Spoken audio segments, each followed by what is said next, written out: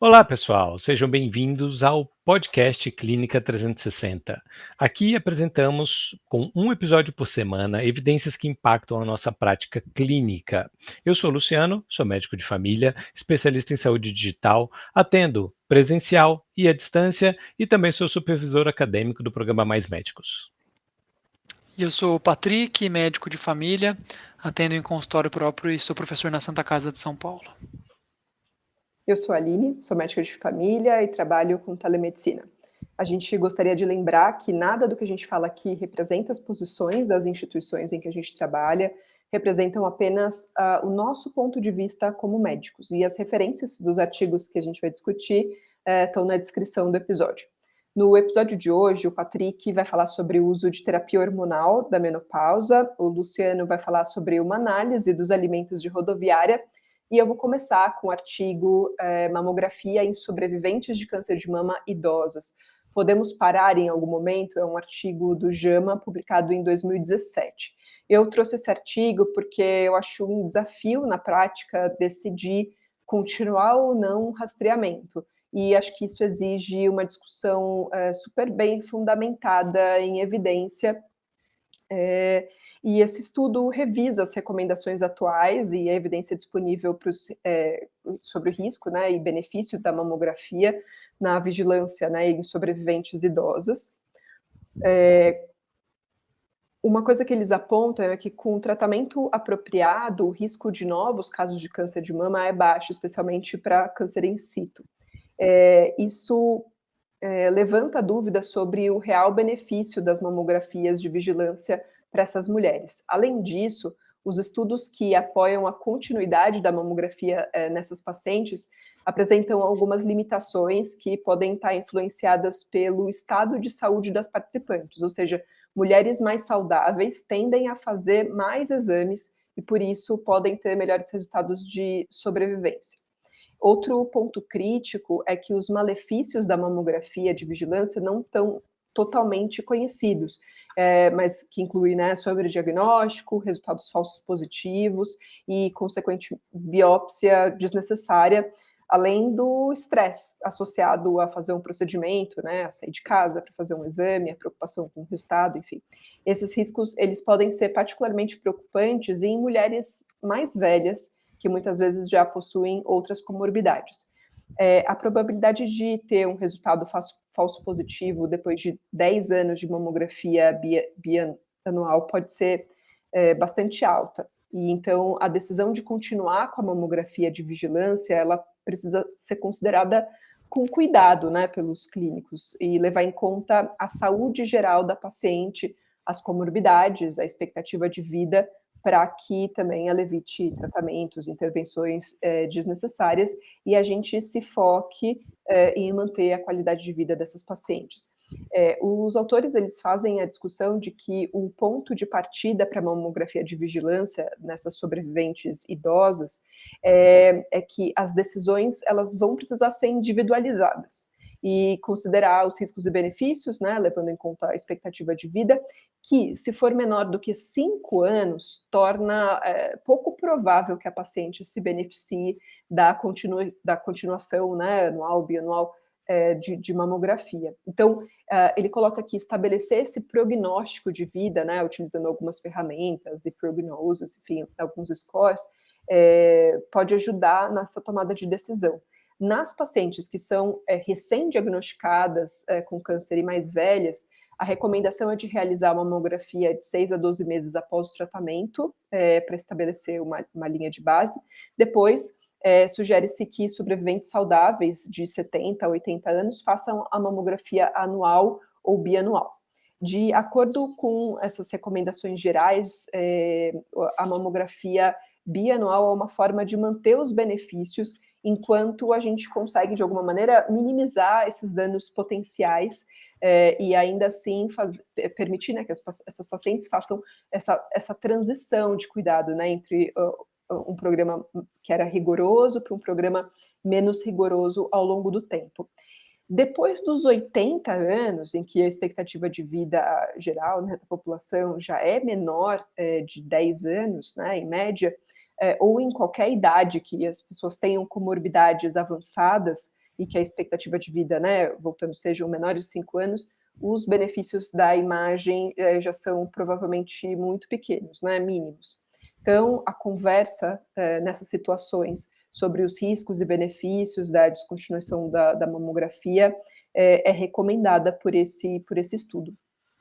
Mesmo assim, né, instruir que a gente ter certeza que a gente está fazendo uma decisão informada, né, que prioriza a idade funcional das pessoas. Então, independente se a pessoa, por exemplo, tiver uma saúde excelente aos 80 anos e deseja continuar fazendo a mamografia, a gente eventualmente, né, pode continuar. Então, a gente tem que ter esse zelo por individualizar esses casos. E agora, o ponto para mim mais importante é que em mulheres frágeis demais para receber uma terapia adjuvante, para fazer um tratamento, essa vigilância, né, mamográfica, a gente talvez possa reconsiderar aí na conversa, né, e nas pactuações. Justo, né? Acho que vale só diferenciar entre vigilância primária, né, assim, a gente ativamente buscando fazer essa mamografia, do que quando a pessoa também tem uma demanda pela mamografia porque ela está muito preocupada, né? Acho que se a gente consegue tranquilizar a pessoa que não faz sentido numa consulta, numa conversa, excelente, mas imagino que boa parte das pessoas ainda assim, ainda mais se ela já teve um câncer, vai preferir os riscos do que ficar com aquele medo de talvez ter um câncer novamente no futuro. Fico imaginando que isso pode ser um desafio, assim, né? Que acho que não é exatamente, acho que é disso que você está falando, mas não exatamente, né? Porque tem a vigilância que a gente ia atrás, assim, a gente ficar indo atrás. E outra coisa é a gente responder uma queixa de um paciente. Mas acho legal trazer essas informações para consulta, mas eu fico achando assim que vai ter que individualizar, como o próprio guideline falou, né? Nas horas de a pessoa estar com medo e tal, talvez não tenha como fugir disso, não. Eu acho que é super importante, acho que o que ele coloca, né, de que a gente precisa levar em conta o status, né, de saúde das pessoas, acho que eu falo isso porque eu acho que para algumas pessoas pode ser um alívio não precisar, né, falar, tipo, porque eventualmente decide, não, eu nem trataria mais, assim, né? Imagina uma paciente com um grau de demência, né, avançado, enfim. Fico pensando em algumas coisas que, claro, na conversa com a família, acho que é uma conversa bem delicada e até um aspecto que ele coloca, que o autor coloca como importante, é que sugerir que não precisa mais acompanhar faz parecer que essas pessoas foram abandonadas, né, pelo sistema de saúde, pelo serviço de saúde, né, não importa mais. Então, em alguns momentos, né, as pessoas podem se sentir assim, mas talvez com uma conversa, né, a gente dizendo, bom, não é isso, a gente também está aqui continuando fazendo exame físico, continuando a palpação das mamas, continuando atento aos sintomas, né, as coisas que acontecem, mas que talvez a mamografia especificamente, como teste, já não faça tanto sentido. É excelente ver o potencial de atenção primária dentro dessa intervenção, né? Em duas vias. Uma dessa, que é você conseguir pactuar uma troca, uma substituição de um exame por um exame físico e um monitoramento ali próximo dos sintomas. A outra é que olha como que isso funciona no Brasil, né? A maioria dos serviços onde a pessoa faz o acompanhamento do câncer absorve esse paciente, ele nunca mais volta para a gente na atenção primária por esse motivo. E aí vai continuar ali com aquele alto nível de intervenção de um jeito que a gente não consegue nem parar. Quando a gente consegue absorver e consegue argumentar, acho que ainda tem uma grande vantagem. Mas acho que é outro potencial, e aí no caso desperdiçado da atenção primária, né? Os serviços absorvem e ficam com o paciente lá todo o resto da vida, né? Isso é um dos custo Brasil, né? Assim, o pessoal Tem razão. já não conhece a atenção primária direito, uma vez que foi para a terciária, jamais volta, não tem a menor chance. E aí, Aline, como isso impacta a sua prática? Eu acho que essa possibilidade de discussão, né? Acho que abre uma possibilidade de individualização maior, né? E, claro, também abre um desafio para fazer essas ponderações, assim, na consulta, né? Acho desafiador. Excelente. Vamos para o segundo? Vamos lá. O segundo artigo, então, eu queria conversar um pouquinho. Ele não é tão atual, ele é de 2013. Ele é um artigo sobre os efeitos da reposição hormonal em mulheres menopausadas no risco cardiovascular, tá? Nos desfechos cardiovasculares, na verdade. Queria trazer um pouquinho isso, assim, porque eu confesso que desde que eu me formei eu tenho visto muitas coisas para lá e para cá e falam que é muito ruim para risco cardiovascular e muito bom, ou então que não tem impacto nenhum. E eu estava querendo me buscar um pouco mais em volta disso. Eu não sei se eu vou trazer grandes conclusões aqui, mas a gente chega lá. Então, essa análise, ela tenta avaliar, então, uma revisão sistemática e meta-análise, que tenta avaliar, então, pessoas que fizeram uso de terapia de reposição hormonal, ou seja, mulheres a partir dos 40 anos que fizeram terapia de reposição hormonal, e desfechos cardiovasculares, como infarto, AVC, doença coronariana, entre outras coisas, tá? Dos quase 2.000 artigos que eles acharam, só 14 foram selecionados, mas desses 14 tinham 40 mil mulheres. Então, uma quantidade razoavelmente alta ali, um N bastante alto. E o resultado achei interessante, assim. A verdade é que para evento coronário, assim, ou até doença coronária, não teve impacto. Para infarto, não teve impacto. Para mortalidade total, overall, assim, não teve impacto, mas teve um aumento nos casos de AVC em quem fez a terapia de reposição hormonal. Um risco relativo de 1,25, ou seja, um risco relativo até que razoavelmente alto, mas ele em nenhum momento traz os números reais, né, o risco absoluto. A conclusão do artigo, então, é não usar para prevenção de risco cardiovascular, mas aí o que eu acho em cima disso é que, tá bom, é verdade, não usar para prevenção de risco cardiovascular, ao mesmo tempo, para sintomas de menopausa muito intensos que não têm tido resposta a outras terapias, né, assim, já refratária a outros tratamentos, me parece uma coisa razoavelmente razoável, usando aqui, perdendo a expressão. Então, mesmo assim, eu fiquei assim na dúvida, porque o que eu vi de artigo não tem quase nada de revisão sistemática recente, tem um monte de artigo de opinião de ginecologista falando sobre isso, até endócrino, mas pouco artigo novo saindo, pelo que eu vi. Então, senti um pouco de falta disso, assim. Eu não sei, eu até queria ver o que vocês têm visto e avaliado sobre isso, assim, como é que é a prática de vocês em volta de terapia de reposição hormonal. Olha, você já me trouxe uma resposta de uma paciente desta semana que me procurou justamente falando: eu quero fazer terapia de reposição hormonal porque eu ouvi falar que diminui risco cardiovascular. Eu falei: "Epa, espera aí, né". Eu não cheguei a ler essa revisão ainda, se eu tivesse na mão, com certeza eu usaria ela como argumento. Mas é isso, né, os fatores de proteção, por mais que tenha uma certa tendência, vamos dizer, lógica, né, de manter estrógeno em dose maior, diminuir risco cardiovascular, aí você tem os efeitos adversos do hormônio e aumento de lesões como neoplasias e outras coisas mais. Então, a balança nunca pendeu para mim para o sentido favorável para fazer a reposição. Em geral, é só em último caso, quando os hormônios, os sintomas, desculpa, da menopausa, não resolvem de outras formas antes de hormônio, né? Então, medicações fitoterápicas, depois medicações já antidepressivas ou ansiolíticas de alguma forma. Mas eu, particularmente, só recebo paciente que está fazendo terapia de reposição hormonal vindo de ginecologistas ou de outros profissionais. Eu nem começo. Isso é um pouco minha praia, assim, eu gosto bastante de estudar isso.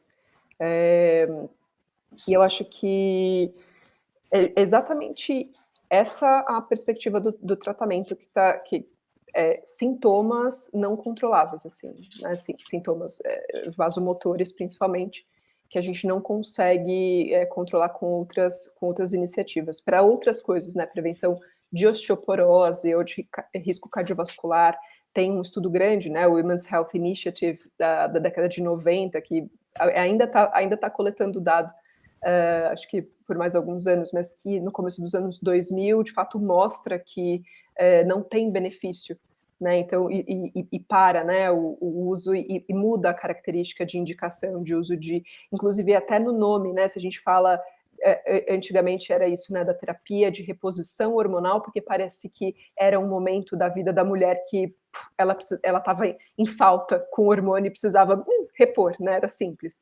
Tipo, vários pacientes já chegaram e perguntaram assim, tô entrando na menopausa, agora é o momento de já repor? Eu vou... Não tá. Aí a gente começa a usar o termo, terapia hormonal da menopausa, né? Porque algumas pessoas de fato vão precisar, e eu acho que para mim o que é mais importante é que há uma indicação formal de que se tem sintoma intenso, a gente precisa usar, é uma terapia recomendada. Inclusive, né, quando a gente coloca na balança riscos e benefícios, os benefícios superam os riscos para essas pacientes, né, que vão ter uma qualidade de vida melhor, controle dos sintomas. Agora, talvez para prevenção de outras coisas, isso a literatura já está, né, não tem estudos novos, porque aparentemente tá mais consolidado, sim, né?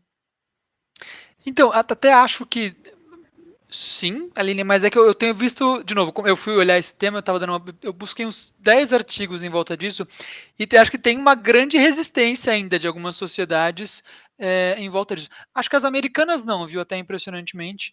Acho que mesmo a de ginecológica americana e tal, falam que não é para fazer como uma prevenção primária, mas achei alguns artigos de ginecologista falando que é uma coisa a ser estudada, e boa parte deles criticando esse Women's Health Initiative. Mas então, assim, achei interessante, assim, acho que me traz uma resposta um pouco mais tranquila em volta disso. E até entendendo que é isso, né? Ele até aumenta o risco de AVC, apesar de não impactar na mortalidade. Eu acho que a bem da verdade é que a gente conhece pouco sobre risco cardiovascular nas mulheres. Então, acho que tem uma outra camada aí de problema para a gente entrar. Pode ser. Resolve isso no seu mestrado, vai. Traz informação pra gente. Um disclaimer aqui é que é meu tema. Eu sei.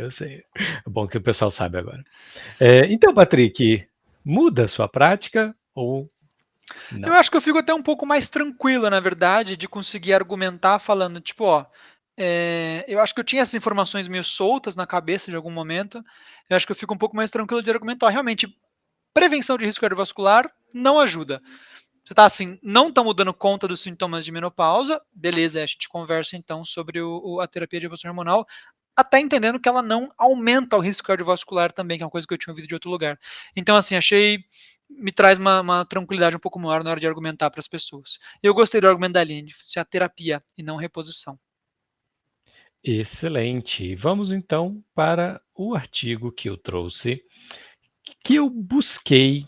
Na verdade, não tinha um objetivo muito específico. Eu fui revisar a Cielo, que é uma boa base de dados, em busca de publicações nacionais, que eu estava trazendo só artigos internacionais, aí eu fui tentar recortar dentro da atenção primária o que tem de relevante. E esse artigo me chamou a atenção um pouco pelo tema e pelo título dele, que é Food Environment of Bus Terminals em Rio de Janeiro. Eu peguei a versão em inglês, né? Enfim, o ambiente de alimentação nos terminais de ônibus do Rio de Janeiro. Ele foi feito por Jesus e outras autoras das grandes universidades do Rio, né, o UERJ, o FRJ e Fiocruz, e o objetivo era analisar se a venda formal e informal de alimentos em terminais rodoviários era saudável ou não. Então, quando eu olhei o título, eu fiquei impressionado, falei, poxa, legal, agora a gente vai descobrir se a coxinha de rodoviária faz mal mesmo ou não. Não foi bem exatamente nessa linha, mas eu achei bem interessante a discussão e a conclusão e resolvi trazer. Ele foi um artigo que fez um estudo transversal em outubro e novembro de 2019, então era pré-pandemia, em 156 estabelecimentos formais e 127 informais. Ou seja, informais a gente conta aqui o vendedor ambulante, o cara que tem um quiosque, que não é uma loja dentro de um terminal rodoviário, de 14 terminais do Rio de Janeiro, estado, né? Região metropolitana, na verdade. E eles fizeram a metodologia de ir até os locais com uma auditoria e um checklist com informações sobre disponibilidade dos alimentos, acessibilidade financeira, acomodação desses alimentos, promoção de alimentos e bebidas, né? Como que era feito ali a promoção desses alimentos. E o objetivo era entender a saudabilidade, né? Se eram alimentos saudáveis ou não dentro desse estabelecimento. E foi avaliado de acordo com a classificação de alimentos e indicadores proposto por Tavares em 2020. E foi inspirada na NOVA, que é uma classificação de alimentos que considera extensão e finalidade do seu processamento industrial. Eu achei interessante porque trouxe evidências de que a alimentação das pessoas é realizada em grande parcela fora do domicílio, nos seus deslocamentos. E alguns estudos apontam para uma baixa qualidade nutricional no mundo inteiro. Ou seja, essa coisa de sair para trabalhar e pegar uma coxinha, pegar o alimento ali, é uma parte importante da rotina das pessoas no mundo. E afirmou que no Brasil isso não é diferente. Eu esperava aí uma análise da contaminação, se o alimento estava contaminado ou não, mal conservado, manuseio. Não foi bem o que eu achei, mas eu achei aí uma relação com a qualidade da alimentação e os alimentos ultraprocessados e as escolhas que a gente pode fazer, né? As opções de escolhas que são nos dadas. As pessoas que têm aí vontade de emagrecer, que se deslocam através de ônibus ou outros meios, nunca foi tema das minhas conversas, nunca foi tema das minhas consultas. Mas o artigo mostrou que essa comida ela é uma comida que é barata, ou seja, você gasta menos. Então a tendência das pessoas comprarem e manterem esse hábito pode ser até maior. E, em geral, os alimentos são, em grande maioria, ultraprocessados. Eles podem ser uma escolha ruim para quem quer emagrecer ou viver de forma saudável.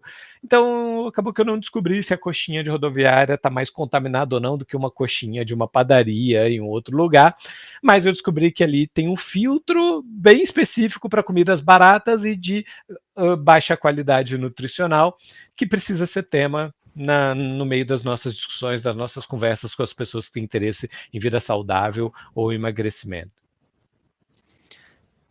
Acho que eu nunca tinha parado a pensar nisso. Eu lembro até que teve uma conversa sobre a relação das disposições alimentares, das refeições no Brasil contra os Estados Unidos, se eu não me engano. Isso, acho que no geral a gente tem uma refeição mais legal do que eles, que é o almoço. Eles comem mais porcaria que a gente ainda no almoço. Mas é isso, né? Realmente, boa parte da população em trânsito ali, indo, voltando, vai parar ali e comer uma coxinha, uma besteira que tem ali. Na Santa Casa, recentemente teve uma discussão com uma nutricionista, que foi bem interessante. E ela até trouxe, né, aquele guia alimentar brasileiro, não lembro, é a segunda edição, que é bem legal, assim. E uma das coisas que ela fala é que a gente talvez vale abordar em consulta, é justamente na hora da pessoa estar fora de casa, falar para comer, então, em lugares ou que tem um PF ou 1 quilo, porque a chance de ter um ultraprocessado, uma coisa muito menos saudável, é menor e a pessoa, ela consegue olhar com mais calma para o que ela está comendo, ela consegue ver o que ela bota no prato, ela consegue ver o que está ali. Ao passo de você pegar um enroladinho de salsicha, você não faz a menor ideia que tem ali dentro, né? Você sabe que talvez tenha uma salsicha, olhe lá.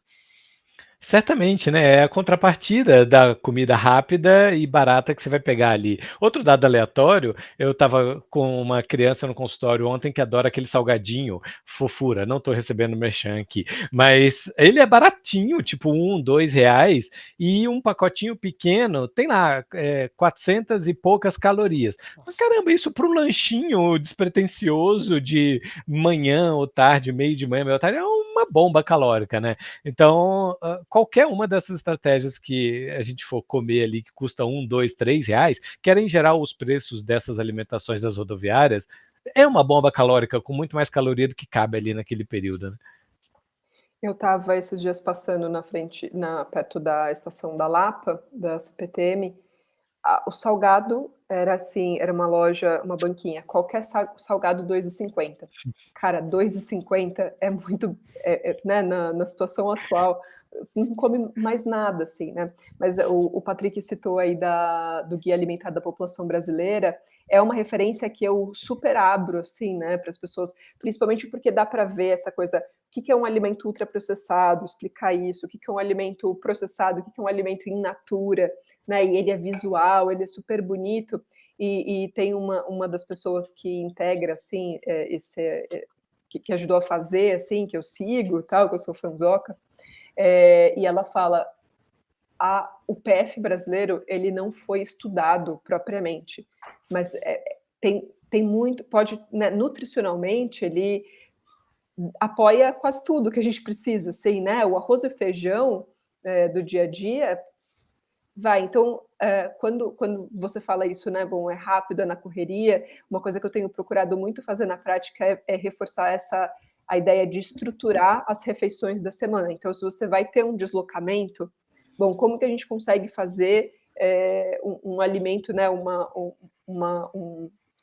enfim, o seu bolzinho ali, a sua marmita ali, né, é também fria para o deslocamento. Então, a resposta é planejamento, né? Exato. É isso aí por hoje. É isso. Até Nos vemos mais. semana que vem e um abraço.